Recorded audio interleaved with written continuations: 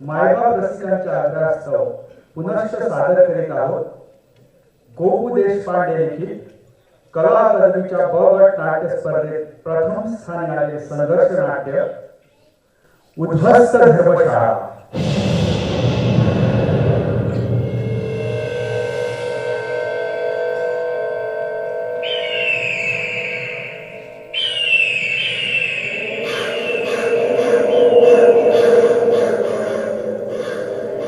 पार्श्वसंगीत जवाहर बर्वे, प्रकाश योजना उमेश कारवटकर, नेपथ्य मिलिंद बर्वे, नेपथ्य कला सहाय्य सूरज दास, वेशभूषा रुचा गर्दे, रंगभूषा संजय पाळकर, रंगमंच व्यवस्था संदेश पासेकर गुरुदास बाले, पार्श्वगायन संजय परब आणि दिग्दर्शक प्रदीप वेर्णेकर।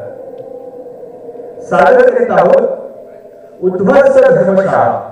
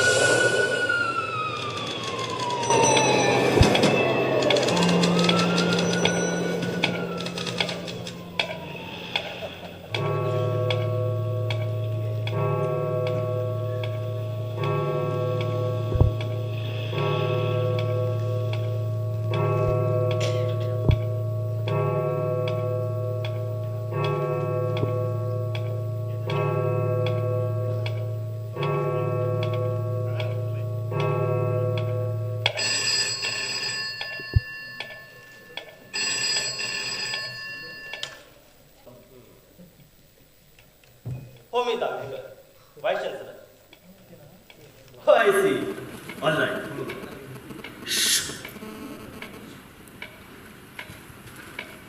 हा बोला।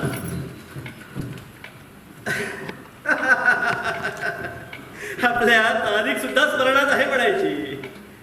हो हो हो आपण टेलिफोन अगदी वेळेवर केला।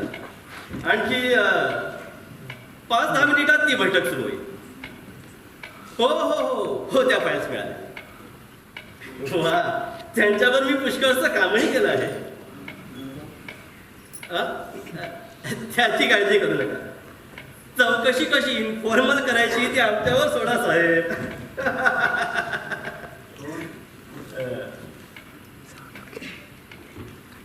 काय म्हणाला? हो तर मृदू भाषा असल्याशिवाय चांगलं अकॅडमिक होता येत नाही। पण साहेब वज्रादपी कठोर आणि तुम्ही व्हायचं। तुमच्यासाठी मृदूनी कुसुमादपी व्हायचं आम्ही बघतो।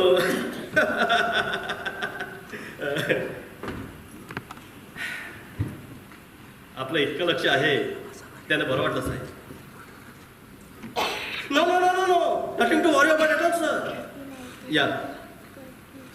Yes, of course. I shall see you next week. Yes, sir. What I said. सगळी तारीख कबीर अरे या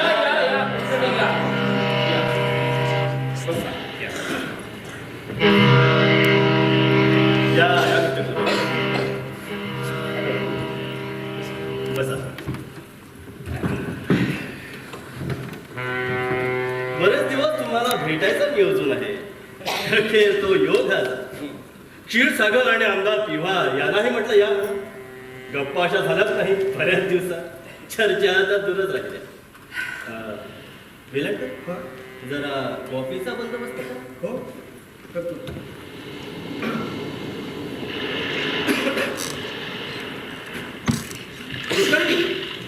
तुम्हाला यायला 5 मिनिटं उशीर झाला।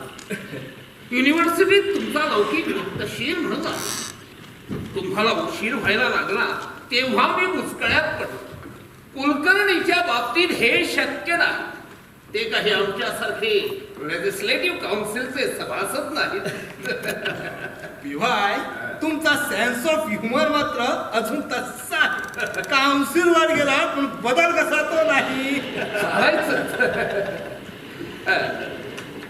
काय चाललंय अलीकडे कुलकर्णी? मला वाटतं जांभेकर ही अनौपचारिकतेची नाटकं इथं अनावश्यक आहेत. माझ्या लेखी त्यामुळं काही फरक पडत नाही. मला तिथं चौकशीसाठी बोलावलं आहे याची मला पूर्ण कल्पना आहे. त्यामुळं त्या उद्योगाला तुम्ही लागलेलं बरं. नमुनालाच घडावर तेल घालवायला मी काही देऊ नाही. मला न दुखावता अगदी डिप्लोमॅटिकली सगळी माहिती काढून घ्यायचं तुम्ही ठरवलेलं दिसतंय. त्याची काही जरुरी नाही. My life is an open book. तुम्ही प्रश्न विचारा, मी उत्तर देत जाईल. कुलकर्णी असं एक्साइट होऊ नका. हा प्रश्न इतका सरळ नाही. बरोबर आहे आणि म्हणूनच तो आणखी वाकडा करू नये असं मला वाटतं.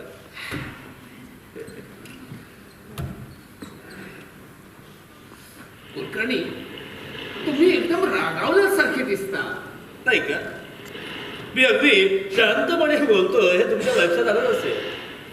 पिवाय काउन्सिलवर गेल्यापासून विरुद्ध बाजूला बसलेला माणूस नेहमी संतापलेला असतो असा तुमचा समज झालेला दिसतो. खरं म्हणजे तिथंही अलीकडे रागावलेली माणसं असत नाहीत. चांगला काव्यशास्त्र विनोद चाललेला असतो. भुकबळींची चर्चा करतानाही सुभाषित वापरायची सवय असलेली माणसं आपण रागावणार कशी? कुलकर्णी तुम्हाला कल्पना आहेच की कॅम्पसवर गेल्या काही वर्षापासून अनिष्ट प्रवृत्ती वाढीला लागल्या आहेत. That's right. अशी सुरुवात झालेली चांगली. म्हणजे बघ तुम्हालाही प्रश्न विचारताना अवघड जाणार नाही आणि मलाही उत्तरं देताना थमकावं लागणार नाही. सर पहिल्यांदा काही ऑफिशियल लेटर्स विचारून घेऊ का? घ्या ना, घ्या. किंवा मी सांगतो तुमच्या फाईलशी काढून पहा. संपूर्ण नाव श्रीधर विश्वनाथ कुलकर्णी. जन्मतारीख 18 सप्टेंबर 1918. जन्मस्थळ जकातवाडी, तालुका माळशिरस, जिल्हा सोलापूर, मुंबई वाटा. या युनिव्हर्सिटीत 1950 पासून रसायनशास्त्र शिकवित आहे. सध्या professor and head of the department. Jambhekar मी एकाच वेळी इंग्लंडमध्ये होतो. ते रेग्युलर झाले आणि लंडन युनिव्हर्सिटीची MSc करून परत आलो. काय वेलणकर तुम्हाला हवी असलेली माहिती मिळाली ना? साहेब त्यावेळेला इंग्लंडमध्ये होते हे मला ठाऊक आहे. त्या माहितीचा तुमच्या या फाईलशी काहीही संबंध नाही. अर्थातच साहेबांची फाईल वेगळी असणार. कुलकर्णी हा विनोद केला नसता तरी चाललं असतं. आम्ही तुम्हाला मदत करायला जमलो आहोत हे तुमच्या लक्षात आलेलं दिसत नाही. तुमचा डायरेक्टच मला आवडतो but it is not always a virtue. तर मी तुम्हाला सांगतच होतो की कॅम्पसवर गेल्या काही वर्षापासून अनिष्ट प्रवृत्ती वाढीला लागल्या आहेत. उदाहरणार्थ मला माझं बोलणं पूर्ण करू द्या. बोला. तर हां आपलं विद्यापीठ कॅम्पसवरच्या शांततेबद्दल प्रसिद्ध होतं. पण गेल्या 4-2 वर्षात त्याचं चित्र फार बदललेलं आहे. I am not going two means words. या बदलाशी तुमचा संबंध पोचतो. थोड्याफार प्रमाणात तुमच्यावरही त्याची जबाबदारीवर पोचते असं मला वाटतं. हे प्रकार तर वाढतच आहे. तेव्हा तुम्ही आम्ही एकत्र येऊन यावर गप्पा गोष्टी कराव्यात असं मला वाटतं. पिवायनेही दुजोरा दिला. शिवाय क्षीरसागराचा इत्यादी इत्यादी. शिवाय शिक्षण मंत्र्यांना आणि गृहमंत्र्यांनाही या विषयात रस आहे. पिवायचे काउन्सिलवर आणि विद्यापीठात विशिष्ट स्थान असल्यामुळे I am being given a long rope for old times sake baby. पिवाय तुमच्या नव्या घोषणात तुम्हाला जुन्या दिवसाचे हुंकार ऐकू येतात म्हणायचे. पिवाय एकेकाळचे पुरोगामी विचारवंत. त्यांचा माझा परिचय तसा फार जुना आहे. आम्ही बऱ्याचदा एकत्र गप्पा गोष्टीही केलेल्या आहेत. आठवतं पिवाय स्वातंत्र्य मिळाल्यानंतरची आपली चर्चेची लॉंग सेशन्स. महाराष्ट्रातील डाव्या चळवळींनी एकत्र येऊन जोम धरावा. बहुजनांना बरोबर घेऊन जाणारी चळवळ आणि शहरात मजुरांना बांधणारी चळवळ यात दुफळी पडता कामा नये. तसं झालं तर शेवटी दोघांचंही नुकसान होईल असं आम्हाला वाटलं. आम्ही त्यावेळी शंकररावांना भेटायचंही ठरवलेलं होतं. तुम्ही संपूर्ण नाव घेत चालू व्हा. शंकरराव मोरे. क्षीरसागर, यमेला शंकररावांचा दाभाडी प्रबंध असत नाही, पण तुम्हाला शंकरराव ठाऊक असायला हरकत नाही. शेका पक्षाचे संस्थापक शंकरराव मोरे. मला वाटलं शंकरराव देव. मला शंकरराव मोरे माहित आहे. तुम्ही संपूर्ण नाव घेतलं नाही म्हणून हा घोटाळा झाला. पाहिलं पिवा, काय होऊ शकलं असतं आणि प्रत्यक्षात काय झालं आहे याची कल्पना तुम्हाला या नावांच्या गोंधळावरून येईल. काय ते महत्वाचं नाही. पुढं पिवायला श्रीधर विश्वनाथ कुलकर्णींचा मुद्दा पटेल असा झाला. आम्ही शंकररावांकडे गेलोच नाही. पिवायनी 5-6 वर्ष कुठल्या तरी चळवळी बरोबर काढली सुद्धा. नंतर योग्य वेळी तो मार्ग सोडला. आज ते जिथं स्थानापन्न आहेत ते त्यांच्या त्या त्यागामुळे. जांभेकर, ही माझी चौकशी चालली आहे का कुलकर्णीची? कुलकर्णी, माझ्या व्यक्तिगत इतिहासाची चिकित्सा करण्याची तुम्हाला काही जरूर नाही. तो तुमचा प्रश्न नाही. आय एम सॉरी पिवा. Please please.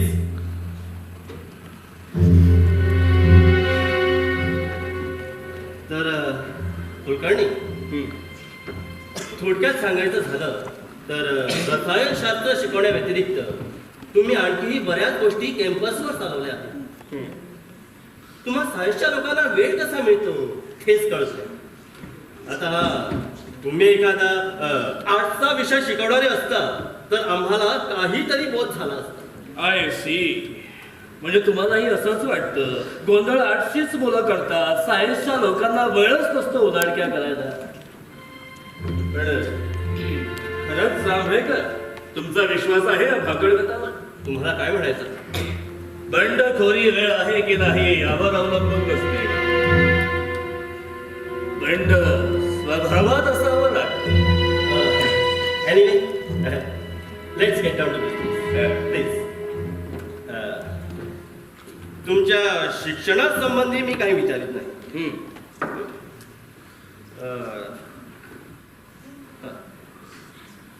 तुमचे वडील ख्यातनाम गृहस्थ होते. ते मुंबई विधानसभेचे सभासद होते का? हो. 1946 ते त्यांच्या मृत्यूपर्यंत, म्हणजे 1954 पर्यंत. गांधी व टिळक ह्या पुस्तकाचे लेखक विश्वनाथ हरी कुलकर्णी. तेच माझे वडील. टिळक व गांधी यांच्यात कंटिन्युटी पाळणारे, संध्या व सूतकताई भक्तिभावाने करणारे, धर्मप्रवण आणि देशभक्त. आपलं बोलणं फारसं आदराचं वाटत नाही. यात आदर अनादराचा काय प्रश्न आहे? क्षीरसागरांना त्यांच्याविषयी माहिती हवी होती, ती मी दिली. तेथील एक शब्द खरा आहे. त्यांची धर्मनिष्ठा, राष्ट्रवाद, टिळक भक्ती आणि गांधी प्रेम अगदी 100% प्रामाणिक होती. आता अशी माणसं तुरळक असल्यामुळे एखाद्या एक्सटेंट स्पेसिस सारखं त्यांचं ॲक्युरेट वर्णन करायलाच हवं. मी आता शास्त्राचा विद्यार्थी वगैरे असल्यामुळे ते मी जरा भावनेची रुडबुड न होऊ देता केलं, एवढंच. तुमचे व त्यांचे संबंध कसे होते? पितापुत्रासारखे. तुमचं उत्तर फारसं युजफुल नाही. कुलकर्णी, तुम्ही फार अडाणीपणा करू नका.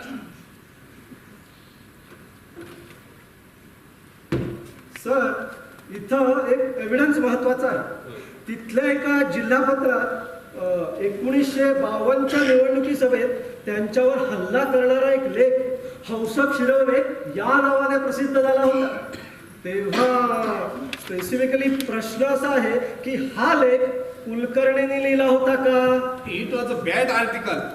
ते टीकाविवेक लिहिणारे क्षीरसागर तुमचे कोणी लागतात का? नाही का? वाटलंच मला. तुमचा तरी टीकाविवेक विशेष चांगला दिसत नाही. आय रिपीट, तो लेख तुम्ही लिहिला होता का? नाही. त्यावेळीच्या त्या जिल्हा राजकारणाची मला चांगली माहिती आहे. तो लेख तुम्हीच लिहिला होता अशी मला खात्री आहे. ती चूक आहे. मग तो कुणी लिहिला होता? मला ठाऊक नाही. सर, आमच्या माहितीप्रमाणे ह्या टोपण नावाखाली 4-5 मंडळी लिहित असत. कुलकर्णी त्यापैकी एक होते. कुलकर्णी, हे खरं आहे का? खरंय. आणखी कोण कोण ह्या नावाने लिहित असत? ते मी तुम्हाला सांगणार नाही. म्हणजे अर्थ अगदी स्पष्ट आहे. ही बैठक माझ्याविषयी माहिती गोळा करण्यासाठी जमलेली आहे, इतरांविषयी नाही. Unless you declare yourself to be an inquiry commission properly so constituted. आणि तरीही मी सांगेनच असं नाही. हो आहे फाईलमध्ये आहे. कुलकर्णी, तुम्ही सांगितल्याशिवाय ती नावं आम्हाला कळणारच नाही असं तुम्हाला वाटतं? मुळेच नाही. तुम्ही वेलणकरांना विचारलं तर ते 4-5 नावं सांगतील नाही. तुम्ही विचारायचीच ते वाट बघत आहेत. तो लेख तुम्ही लिहिला नाही असं तुमचं ठाम म्हणणं आहे? हो. तुमच्या वडिलांची निवडणूक सभा उधळण्याचा प्रकार हा लेख प्रसिद्ध झाल्यावर लगेचच झाला, हे तरी तुम्हाला आठवतं का? हो.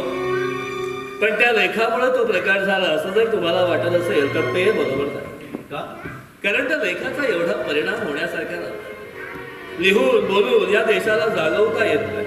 हा? तुम्ही या लेखाविषयी इतकं माहितीपूर्ण आणि कॉन्फिडेंटली बोलता आहात, तरीही हा लेख तुमचा नव्हे असं तुमचं म्हणणं? हो.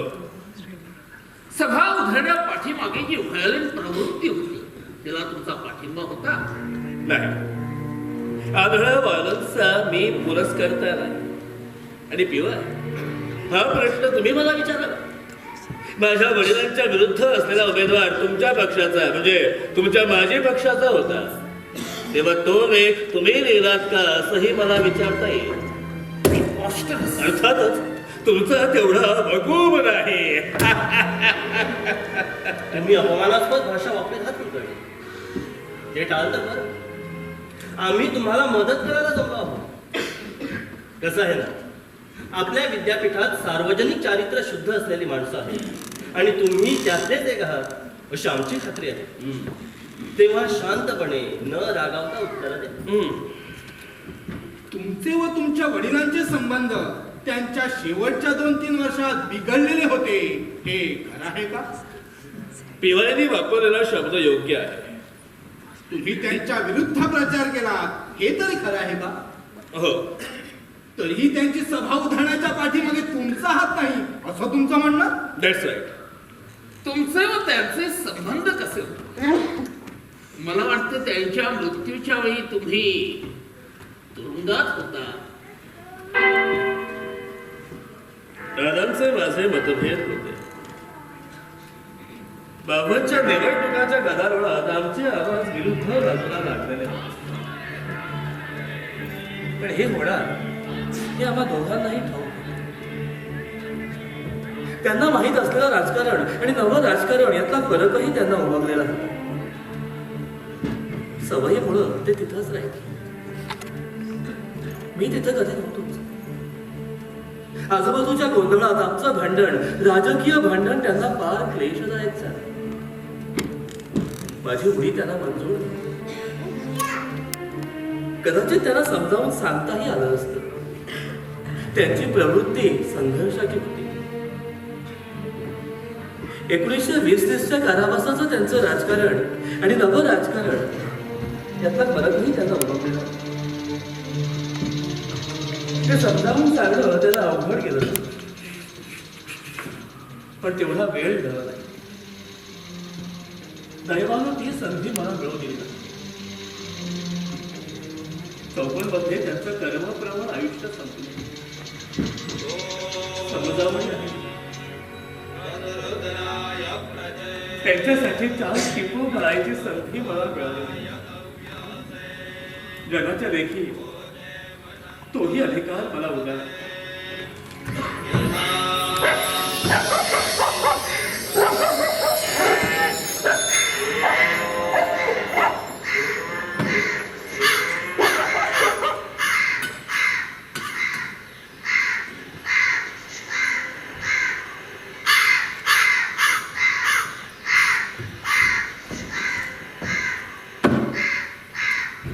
अरे श्रीधर, किती वाजताची गाडी तुझी? आहे वेळ आहे 5ची आहे.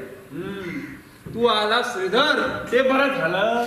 आलो म्हणजे येणार नाही असं मी म्हटलं नव्हतं. तसं नव्हे, आता पुन्हा कधी येणार? या बाजूस तुझ्या व्यापातून थोडी सवड काढीचा, पत्र लिहावी, हे जात असावं.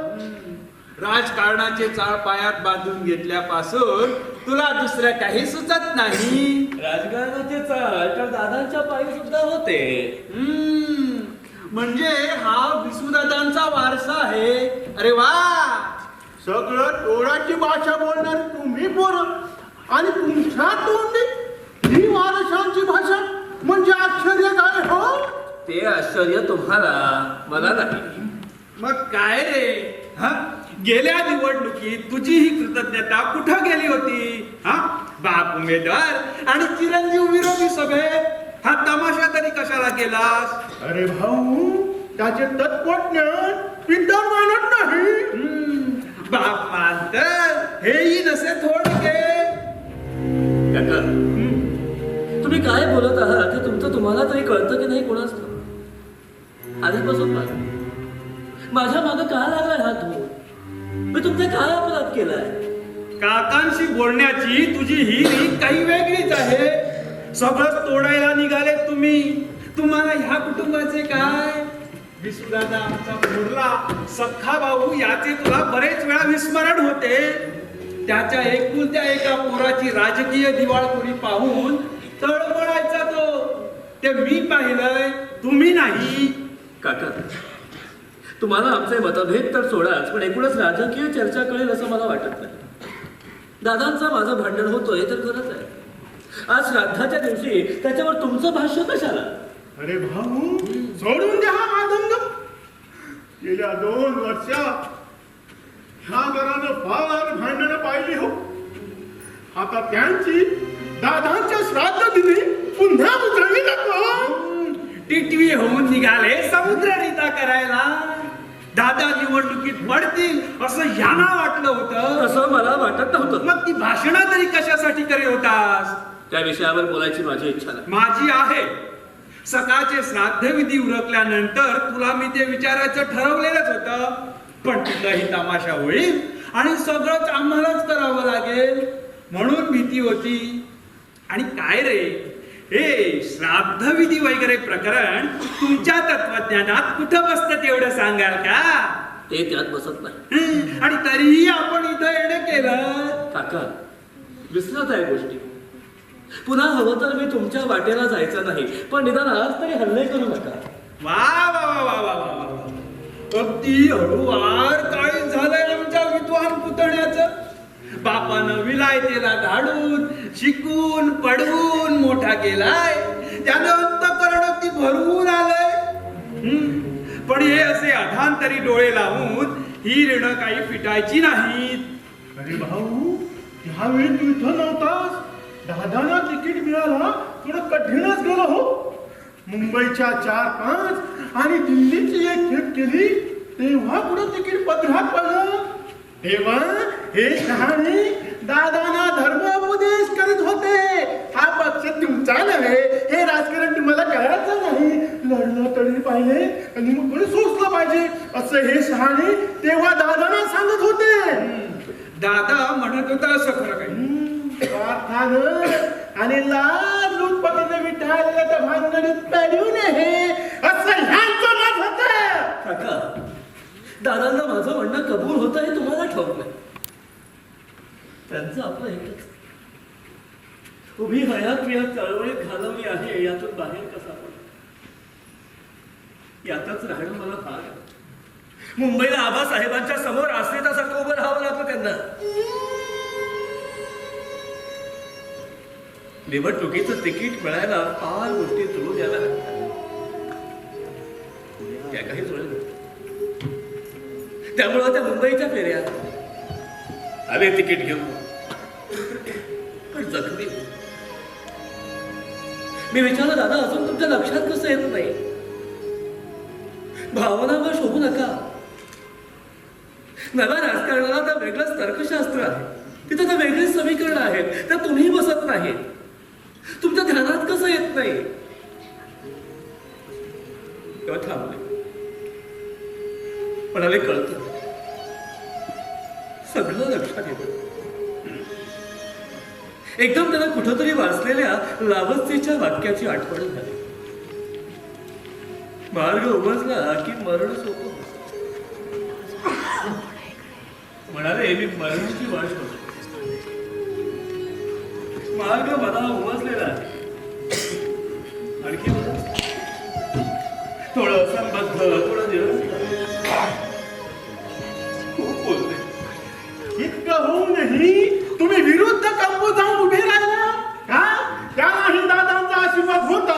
नाही, तसा तो लढवय्या माणूस होता. तो बरोबर कसलीही लढाई एकदा सुरू झाली की तडजोडीला जागा नाही. पण हे सगळं तुमच्यामुळं एवढं ध्यानात ठेवलं तर बरं होईल. त्यामुळं दादानं हाय खाल्ली. काहीतरी बोलू नका. हाय खाणाऱ्यापैकी ते नव्हते काका. तुम्ही समजता त्यापेक्षा ते फार मोठे होते. अरे अरे अरे अरे अरे, डावळ्या माणसाला इतकी भावनाशीलता शोभून दिसत नाही. Shut up!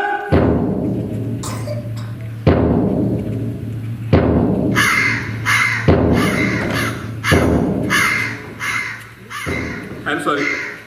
ऐका ऐका सदू भाऊ, तुमच्या पुतळ्याची भाषा ऐका. भाऊ नुसतं भाषेचं काय घेऊन बसलाय? या पोराची हिंसा फक्त शाब्दिक नसते. तळवाड्याच्या निवडणुकी सभेत गोंधळ गोंधळ म्हणून दिला होता ह्या पोरांनी. त्याला मी जबाबदार नव्हतो.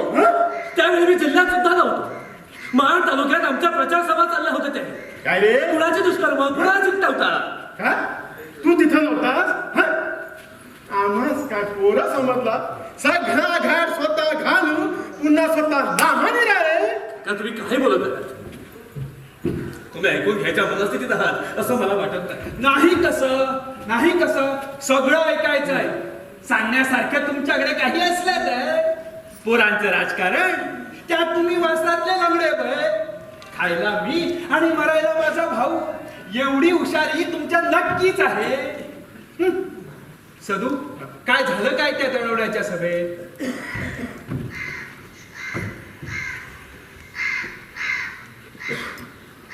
संध्याकाळची सभा होती.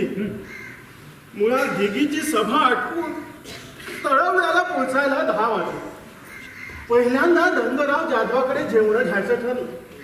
दादा म्हणाले, माझी संकष्टी, मी काही एवढ्या जेवणार नाही, बाकींच्याने जेवून घ्यावं. तुला ठाऊकच आहे ना, रंगरावकडचं खाक्या ही 50 मंडळी जेवायला. एक बकरा काही बोलला नाही आणि दादांची संकष्टी मंडळीच्या पथ्यावर पडली. हो, ही तुटून पडली सगळी जण. सभेच्या जागी पोचायला 10 वाजले. पेट्रोमॅक्स लावले होते 7-8. सुदैवानं रंगरावनी रट्टा लावला नाही. पहिल्यांदा तालुका अध्यक्ष बाबासाहेब 10-15 मिनिटं बोलले. नंतर दादांचं बोलणं कसं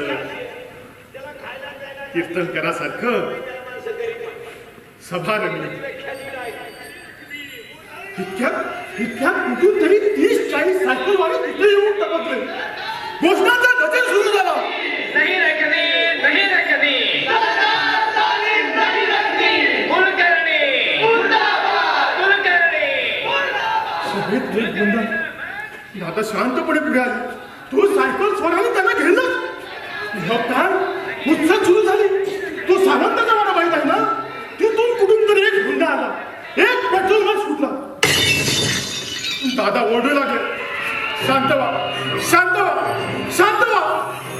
त्या पोरानं म्हणाले, माझं बोलणं झाल्यावर तुम्ही बोला.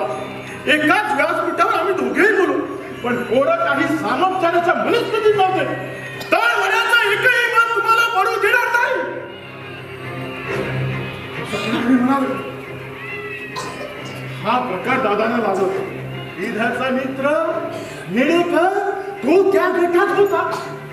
मला त्याने सरळ विचारलं, मत मिळत न मिळत मला बोलू तर द्यावी नाही. पण वेळेवर म्हणतो कसं नाही, पुन्हा 4-5 तोंड. कोणाला जखमी झाल्याचं मला वाटतं. ओखातल्या आणखी एक बत्तीचा निकाल लागला.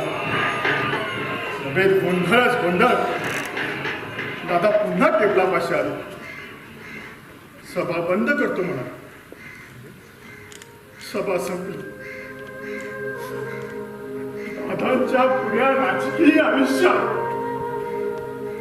दादाचं भाषण ऐकलं गेलं नाही. असा पहिला आणि शेवटचा प्रसंग. त्याला हे आणि त्यांचे पुण्यमित्र जबाबदार होते.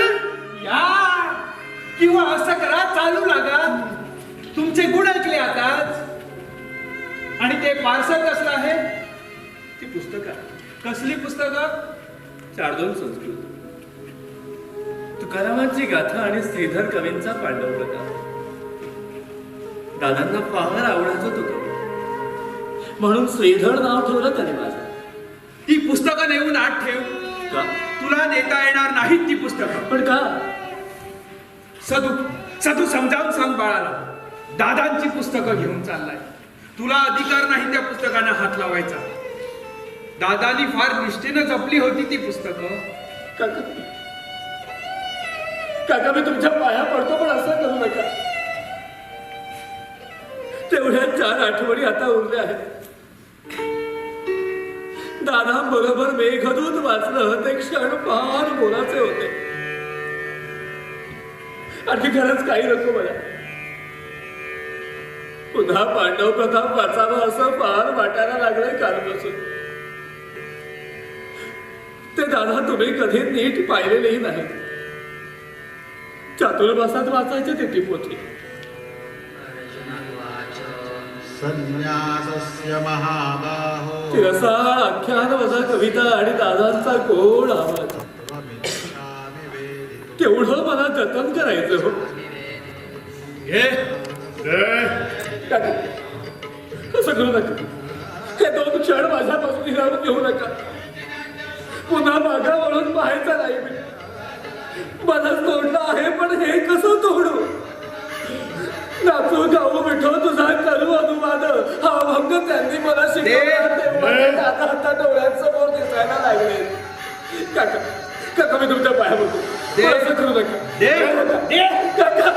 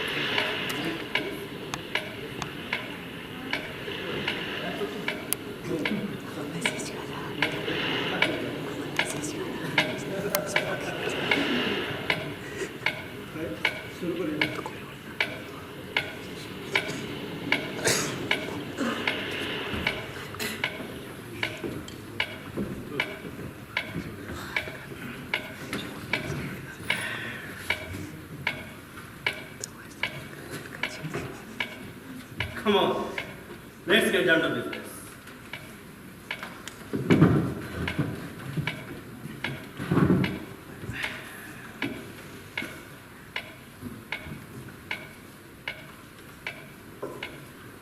तुम्हाला साधारणपणे कसल्या प्रकारची माहिती हवी आहे त्याची मला थोडी कल्पना आहे. त्याप्रमाणे मी एक स्टेटमेंट लिहून काढलं आहे, ते मी तुमच्या समोर ठेवतो. खरं म्हणजे वाचून दाखवायची माझी इच्छा आहे, कारण मग पीवाय व क्षीरसागर यांना ते वाचायला वेळ व्हायचा नाही. मला वाटतं आमच्या प्रश्नाला उत्तरं देऊन झाल्यावर जरूर वाटलीच तर ते स्टेटमेंट आपण वाचू.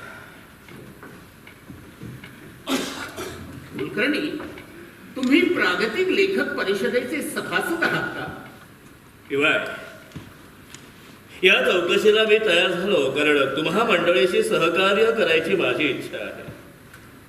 तुम्ही म्हणता ती माहिती त्या स्टेटमेंटमध्ये आहेच, पण माझी सहकार्याची इच्छा तुम्ही फार न ताणलेली बरी. ही परिषद फोडून काढायचे उद्योग आज बरीच वर्ष चालले ते तुम्ही आहात. या तुमच्या उपद्व्यापात मदत करायची माझी इच्छा नाही. हे सगळे नियंत्रणाचे प्रकार आहेत. माझ्यावर नियंत्रण घालायची तुमची इच्छा अवघड आहे, पण माझ्या कर्मी संस्थेवर नियंत्रण घालायला मी तुम्हाला मदत करणार नाही. कुलकर्णी, प्रश्न अगदी साधा आहे. ज्याचं उत्तर तुम्ही होकारार्थी किंवा नकारार्थी देऊन मोकळा व्हावं. आज या प्रश्नाला उत्तर द्यावं लागतंय. उद्या अशाच खेळीमेळीच्या चर्चेत माझा साईबाबांवर विश्वास आहे की नाही विचारा. तुम्हाला पिवायनी विचारलेल्या प्रश्नाचा असा अर्थ लावण्याची तरा जरा चमत्कारिकच आहे. तसला प्रश्न आम्ही उद्या किंवा परवा कुणालाही विचारण्याचा संभव नाही. कुलकर्णी, तुम्हालाही ठाऊक आहे इतका गाढवपणा आम्ही करणार नाही. पण जांभेकर, तुम्हाला पिव्हायनी विचारलेल्या प्रश्नाचं उत्तर द्यायचं आहे की नाही तेवढं सांगा. परंतु तुम्ही स्वतंत्र भारताचे नागरिक आहात. म्हणून पिवाईने विचारलेला प्रश्न, म्हणूनच पिव्हायनी विचारलेल्या प्रश्नाचं उत्तर देणं तुम्हाला जड जाऊ नये. जड काय जायचंय का पा? मला स्वतःला असा प्रश्न या स्वतंत्र भारतात विचारला जातो आणि त्या युनिव्हर्सिटी कम्युनिटीच्या तुमच्यासारख्या 4 महत्वाच्या सभासदांनी पुढाकार घ्यावा, ही गोष्ट चिंताजनक वाटते. याचा अर्थ तुम्हाला या प्रश्नाचं उत्तर द्यायचं नाही असा होतो. वेलंड, हा माझा अभिप्राय नोंद करून ठेवा. आणि मी बघा काय म्हणालो त्याचीही वेलंड नोंद ठेवा. क्षीरसागर, तुमचा प्रश्न.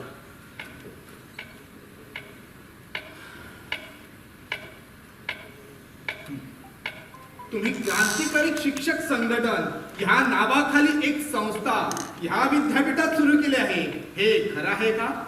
या संघटनेपाठीमागे तुमचा हात आहे का? कोणती संघटना? अशी कोणतीही संघटना माझ्या माहितीत नाही. तुम्ही दर उन्हाळ्याच्या सुट्टीत शिबिरा भरवतात, ती कसली असतात, ती कुणाची असतात, त्या शिबिराला कोण येतं? शिबिरांची हजेरी तर वाढत चाललेली आहे नाही का? सबूर जरा सबूर, तुम्ही तर एकदम सर्वत्रित चालवली आहे. आज सुरुवातीलाच तुम्ही मी ज्या शिबिरांना जातो त्याविषयी विचारलं असतं तर मीच सांगितलं असतं. हे संघटनेचं काय प्रकरण काढलं? आमच्या माहितीप्रमाणे ती शिबिरा त्या संघटनेतर्फे भरत असतात. शक्य आहे म्हणजे शिबिरं भरतात त्या अर्थी त्या पाठीमागे एखादी संघटना असली पाहिजे, हे संयुक्तिक दिसतं. क्षीरसागर, तुम्हाला काही माहिती असल्यास अवश्य सांगा. वेळ पांघरून पेट लावत जाऊ नका कुलकर्णी. मी काय म्हणतो ते अगदी निखालस शहाणपणाचं आहे क्षीरसागर. अशी संघटना असली त्याला आश्चर्य वाटायला नको. मला फक्त एवढंच म्हणायचं आहे की या संघटनेशी माझा कोणताही संबंध नाही. कुलकर्णी, तुम्ही अजूनही तुमचा व त्या गटाचा काय संबंध आहे हे बोलला नाही. त्या शिबिरांना मला निमंत्रण येतात, मी जातो. शिबिरांच्या संघटकांनी विनंती केली तर मी बोलतो, त्यांना सल्ला मसलत देतो. ती मंडळी कोण आहे ते मी तुम्हाला सांगणार नाही. ही बैठक माझ्याविषयी माहिती गोळा करण्यासाठी जमलेली आहे, इतरांविषयी नाही. एका शिबिरातील परिपत्रकात मार्क्सिझम लेनिनिझम वरती निष्ठा प्रगट करण्यात आलेली आहे. मग ही निष्ठा तुम्हाला लागू आहे का? म्हणजे काय? तुम्ही स्वतःला मार्क्सिस्ट समजता का? मी स्वतःला काय समजतो हे तुम्हाला मंडळींना आणि या विद्यापीठाला मान्य असतं तर ही चौकशी उद्भवलीच नसती. तुम्ही पुन्हा एकदा प्रश्न टाळत आहात कुलकर्णी. पुन्हा एकदा मला निरर्थक प्रश्न विचारले जात आहे. तुमचं म्हणणं स्पष्ट करा. आता इथं बसलेले आमदार पिवाय, त्यांची लोकशाही समाजवादावर निष्ठा आहे, निदान ते तसं म्हणतात. त्यांची तुम्ही त्या बाबतीत चौकशी कराल का? माझ्या तत्वनिष्ठेची चर्चा तुम्ही करू नका, तो तुमचा प्रश्न नाही. ते मी करीतही नाही. तुमची तत्वनिष्ठा तपासून पाहायला फार मोठी मॅग्निफाइंग ग्लास लागेल, तेव्हा ती दिसायची. मला अमृतानुभव वाचायला आवडतो किंवा तुकारामांच्या कवितेवर माझी निष्ठा आहे. या बाबतीत मला प्रश्न विचारले जातील असं मला वाटत नाही. मग या मार्क्सिस्ट निष्ठाबाबतच प्रश्न कसा उद्भवतो? मला हिंदी सिनेमा आवडतो किंवा हेरांच्या कॅमेरा नृत्यावरही माझी निष्ठा आहे. निष्ठा हा 7 गोलाकार शब्द क्षीरसागर आता टाकून द्या. थोडक्यात ह्या संघटनेसंबंधी तुमच्यावर कसलीही जबाबदारी नाही असं तुम्हाला म्हणायचं आहे? नाही. या संघटनेत मला रस आहे. या संघटनेच्या प्रत्येक निमंत्रणाला आम्ही हो म्हटलेलं आहे. मला फक्त एवढंच म्हणायचं आहे की या संघटनेचा मी कुणीही पदाधिकारी, संस्थापक वगैरे नाही.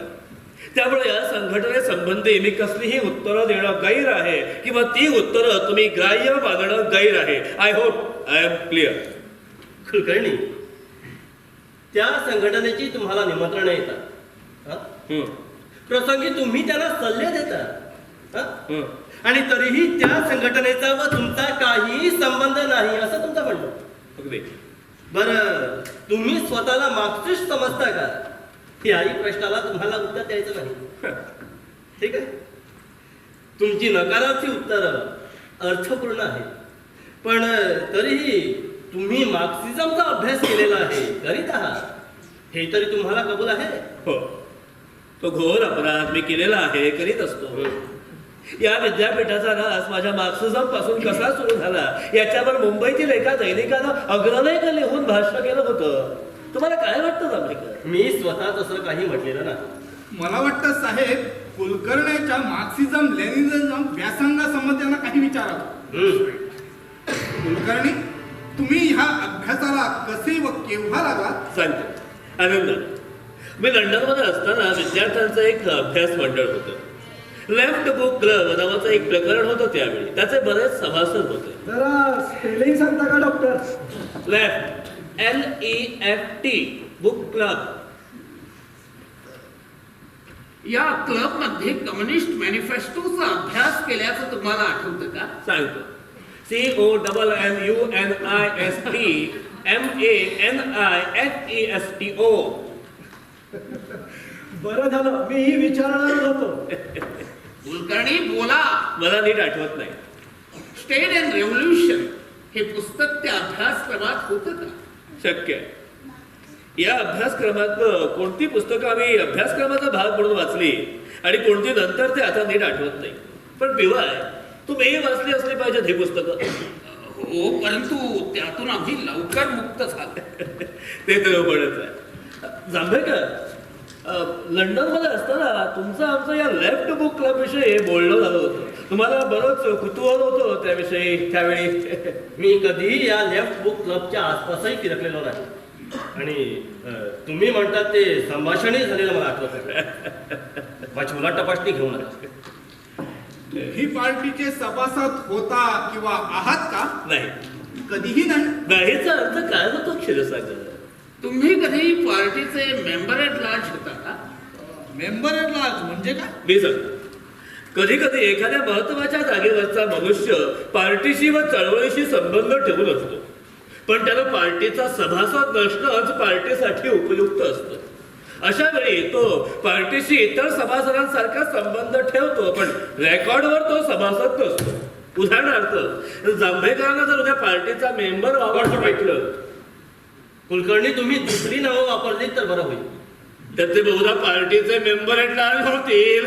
पार्टीचं तुमचं सभासदत्व कसल्या प्रकारचं आहे किंवा होतं, हा माझ्या प्रश्नाचा अर्थ आहे. कळलं? कळलं असेल तर उत्तर द्या. मी पार्टीचा सभासद नाही. पार्टीशी तुमचा संबंध कधीही कुठल्याही प्रकारे आलेला नाही. आजच्या लाऊडस्पीकर्सच्या जमान्यात असले संबंध मनात असले तरी टाळता येत नाही. जरा खुलासा कराल का? राजकारण आता एक महाकाय राक्षस झालेला आहे. त्याची सावली नाही म्हटलं तरी कुठून ना कुठून तरी अंगावर पडतेच. कुलकर्णी, तुम्ही अजूनही माझ्या प्रश्नाचं उत्तर दिलेलं नाही. सर, पार्टीच्या राज्य समितीच्या सभासद सौ सरस्वती वैद्य, एकेकाळच्या सौ सरस्वती कुलकर्णी ह्या पहिल्यापासूनच पार्टीत आहेत.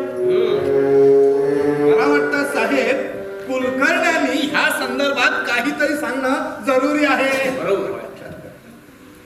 म्हणजे माझ्या खाजगी आयुष्याची गाथा मी तुमच्या समोर वाचली पाहिजे असा याचा अर्थ होतो क्षीरसागर. पण मौज अशी आहे की बरंच तुम्हाला ठाऊक आहे. मी नवीन काय सांगेन? विद्यापीठातील एका सामान्य शिक्षकाला त्याचं खाजगी आयुष्य असं वेशीवर टांगावं लागतं हे जरा ध्यानात घ्या. माझे विचार, माझं लेखन, माझं बोलणं, माझं वागणं या सगळ्यामध्ये कसलं भीषण सावट मला दिसतंय. माझा एका राजकीय पक्षाशी संबंध होते हे म्हणून भागत नाही, कारण जांभेकर, तुम्ही ज्या यंत्रणेचा भाग झालेला आहात तिला तेवढं पुरत नाही. तिला माझ्या खाजगी आयुष्याचा सार्वजनिक हिशोब हवा आहे आणि मी मास्तर असल्यामुळे तो देण्या व्यतिरिक्त दुसरा इलाज नाही. कारण शब्दाशिवाय दुसरं कुठलंही हत्यार माझ्यापाशी नाही. शब्दांनी काहीच थोपविता येत नाही. मी जर रस्त्यावरचा एक मवानी असतो तर माझ्या शब्दांचा काहीतरी उपयोग झाला असता, कारण मग त्या शब्दांच्या पाठीमागच्या सुरीनं थोडं तरी काम केलं असतं. एक राजकीय विचारधारा मी अखंडपणे आणि कसलाही सौदा न करता मांडित आहे. विचार करण्याची एक विशिष्ट पद्धती स्वीकारण्याचं मोल केवढं मोठं असतं हे मला कधीपासूनच माहिती आहे. वेलड पिवळा आणि क्षीरसागर तुम्ही तुमच्या माझ्यात मला इतकाच की तुमचा विचार आज मितीस सोयीस्कर आहे, त्यामुळे तुम्हाला तुमच्या घरची कबाड बंद ठेवता येतात. माझी गोष्ट वेगळी आहे. कबाड उघडी टाकूनच मी आजवरचं आयुष्य घालवलं आहे. सरस्वतीचं आणि माझं वैवाहिक आयुष्य आता अगदी अपरिहार्यपणे सार्वजनिक झालं आहे. एवढं अस्वस्थ होऊ नका, तो दोष तुमचा नाही. तो सार्वजनिकपणा आमच्या आयुष्याला कधीच आलेला होता, आम्ही तो पत्करलेला होता तेव्हा. आता तेवढी ताकद राहिली नाही, म्हणूनच जरा जास्त खुप्त सक्त एवढंच. आजचा हा भयानक ओकेबोकेपणा, रस्त्यावर आयुष्याची रक्कला टांगली गेली आहेत असं वाटायला लावणारा रेतेपणा फार दूर आहे. आज तो चांगला ओळखताय. अगदी शास्त्रीय पद्धतीनं त्याचं विश्लेषण करून त्याला योग्य ते लेबल लावतो. कैसे मैंने दैन बिताई, पूछो न कैसे मैंने दैन बिताई, एक पल जैसे एक जुग बीताई. आलीस? आज आम्ही तुमची भेटत नाही.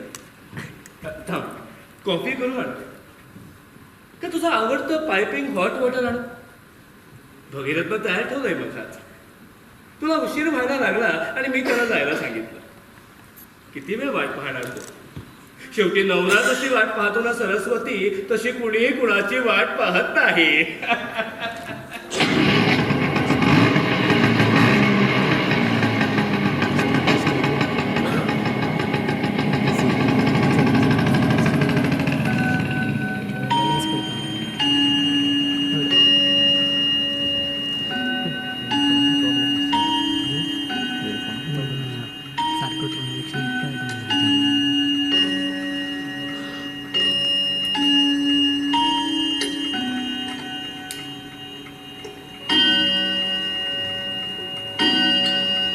Here we are.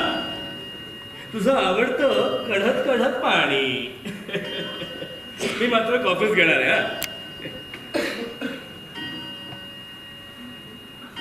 जेवलीस? हो. कुठं? नेहमी सारखंच. कुठं जेवले, काय जेवले, यात काय लक्ष घालायचं? उदरभरण करणं भाग आहे तर करायचं. सँडविचेस करून आणू का? नको. काय झालं बैठकीत? काय व्हायचं? नेहमीच्याच गोष्टी. ह्या खेपेला काही नवीन गोष्टीही होत नाही.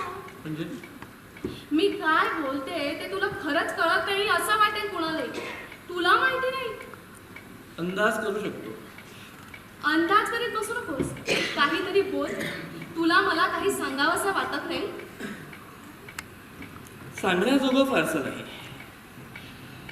खरं म्हणजे बरेच दिवस मी शोधतोय सांगण्याजोगं काही सापडावं म्हणून, मिळत नाही. एका अर्थी तेही बरं आहे.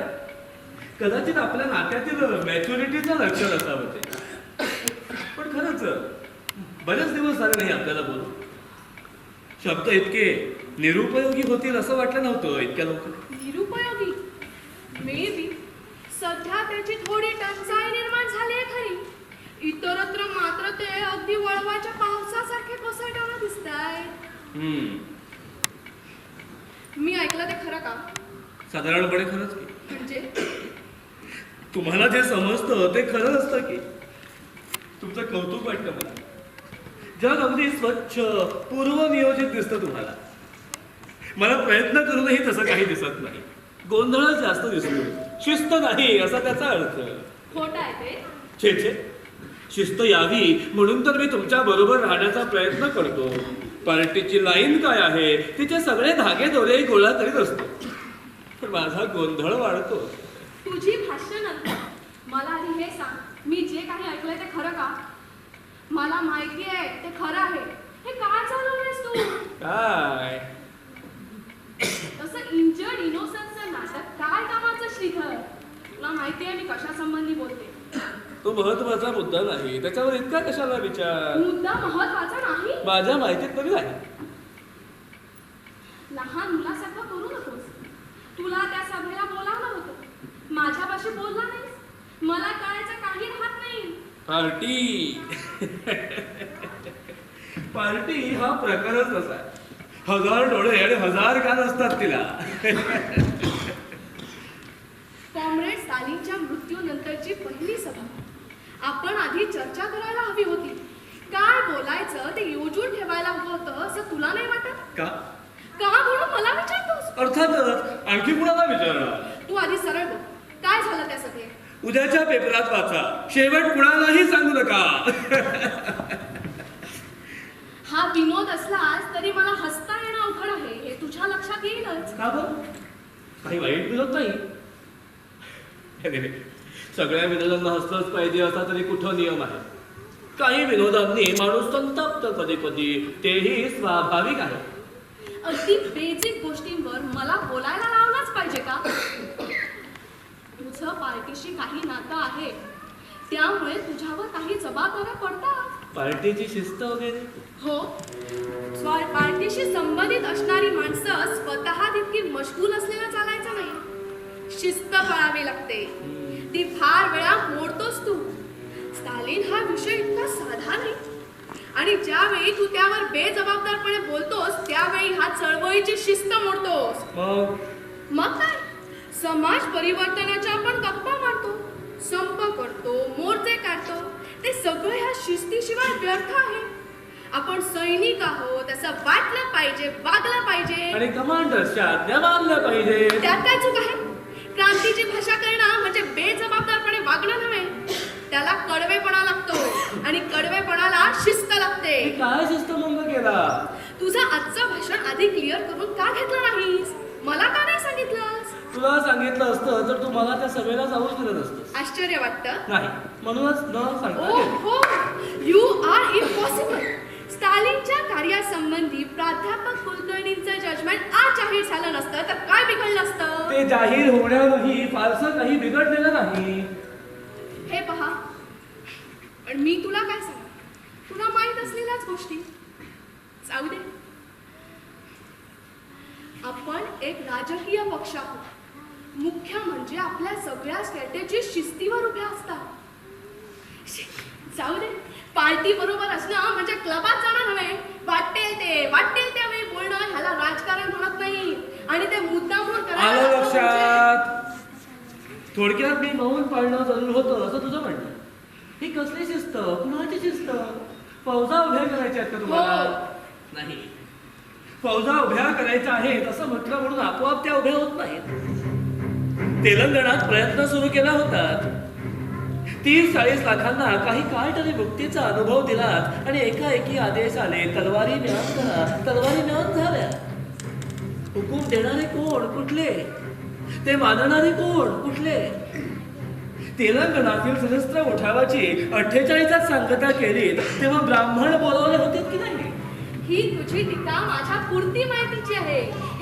हे जाऊन बोललास ना तिथं? नाही, माघार घेतल्यानंतरही पिछाडीस असणारे लोक आम्ही काय बोलणार? पण स्टालिन संबंधी मी काय चुकीचं बोललो? त्याच्या आमदारीत रशियात रक्त सांडणं हे दाखवण्यात काय अर्थ आहे? रक्त सांडून का होईना, पण गोगलगाय होऊन गेलेल्या रशियात वाघाची अवलाद त्यानं निर्माण केली गेल्या 25 वर्षात. हे धीटपणे सांगायला, बोलायला काय हरकत आहे? तलवारी मिळान करणं इतकं तुमच्या रक्तात जाऊन घेतलं असेल असं म्हटलं नव्हतं. माणसांनी ओढायच्या नांगरावर खपणारा देश त्याला अणुयुगात आणून सोडला.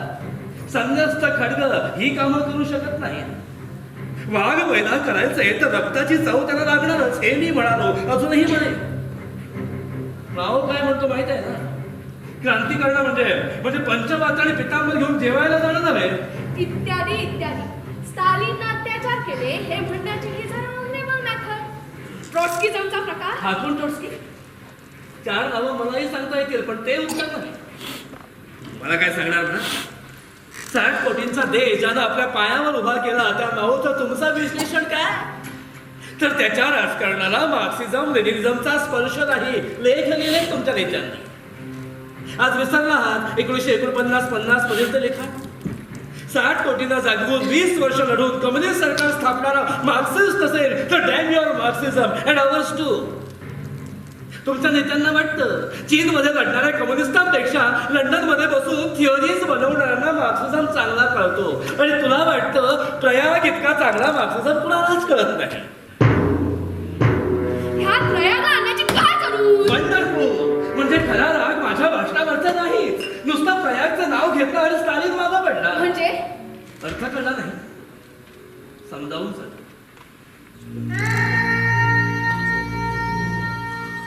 एक होती मुलगी, काळ्याशार डोळ्याची.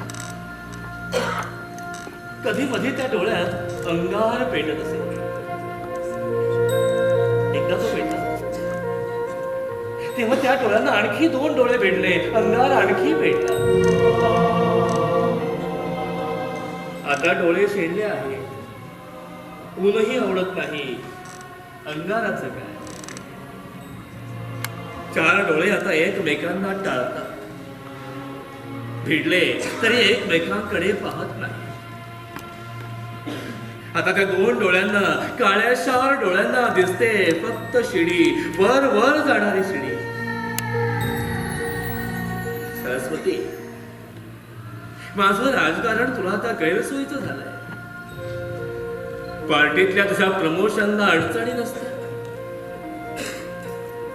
महत्वाकांक्षी आहेस. तुझ्या आकांक्षा मला पूर्वी इतक्या मोठ्या वाटत नाहीत. त्याला कारण माझे डोळे. ती अडचण आहे खरी. अडचण? का? शब्द खटकला. हो, कारण तो बरोबर आहे. पुन्हा एकदा तुला वास्तव स्वच्छ रणरणता कळलं आहे. आणि वैशाखाच्या उन्हासारखं मी ते कबूल केलं आहे. माझं अजूनही तुझ्यावर प्रेम आहे. अजूनही शब्द आवडला. स्टालिनवर टीका केली तरीही तू माझ्यावर प्रेम करणार आहेस. प्रयागला मध्ये आणलं तरीही तू माझ्यावर प्रेम करणार आहेस. Sounds rather nice, I must say. माझ्यासाठी थोडा संयम दाखवता येणार नाही का? सरस्वती, आजवर मी तेच करीत आलो. पार्टीसाठी संयम, तुझ्यासाठी संयम, आता प्रयागसाठी संयम. माझं लिखाण लोकांना जहाल वाटतं ना, त्याचं कारण हे असावं. शेवटी सगळे बांध तिथे कोसळून पडतात. तू म्हणते पार्टीतल्या उत्कर्षासाठी मी माझं लिहिणं बोलणं बेतलं पाहिजे, प्रयागसाठी मौन पाळलं पाहिजे. ते शक्य नाही.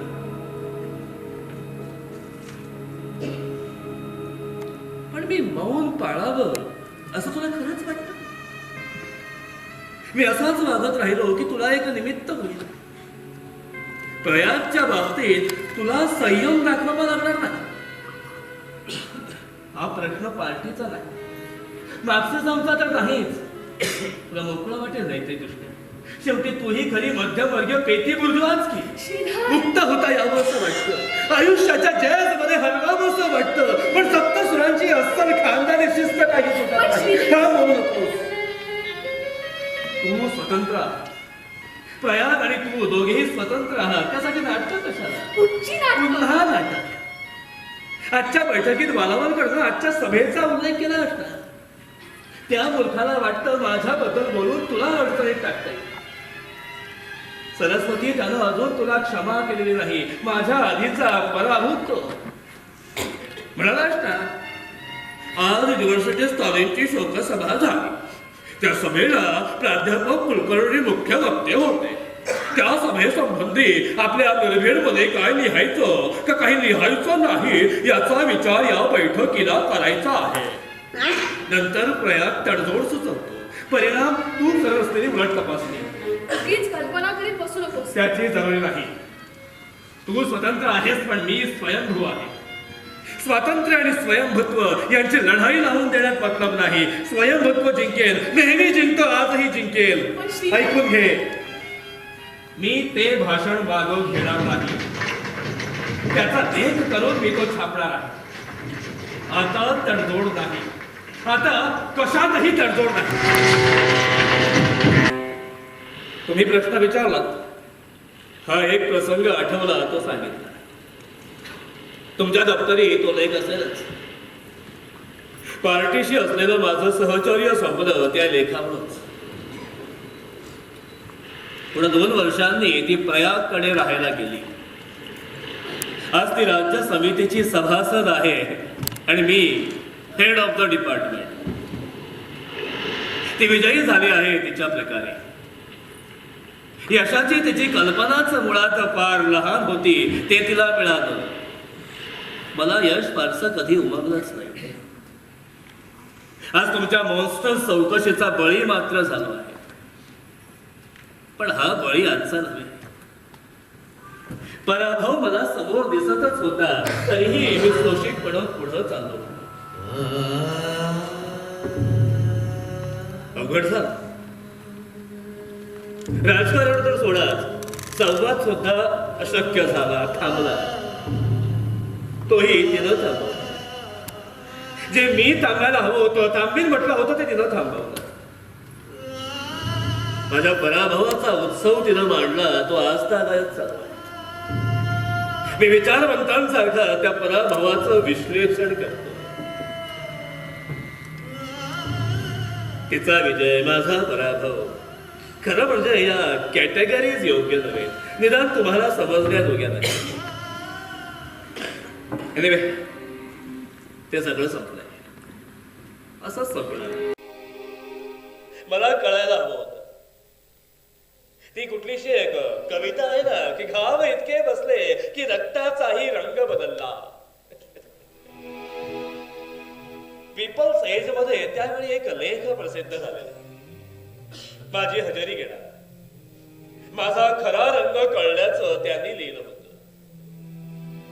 माझा रंग तर बदलत होता. त्यांना खरा रंग कसा कळला थोडं जाणे मलाही कळलं नाही. मला अजूनही वाटतं माझा खरा रंग तिलाही कळला नाही. पण हे निर्माण मी का जतन करतो? तुम्हाला या सगळ्यात तसा रस काहीच नाही. तेव्हा ही गोष्ट आता इथंच संपवतो. वेलणकर, लिहून घ्या. मी येथवर दिलेली माहिती to the best of my knowledge and believe खरी आहे.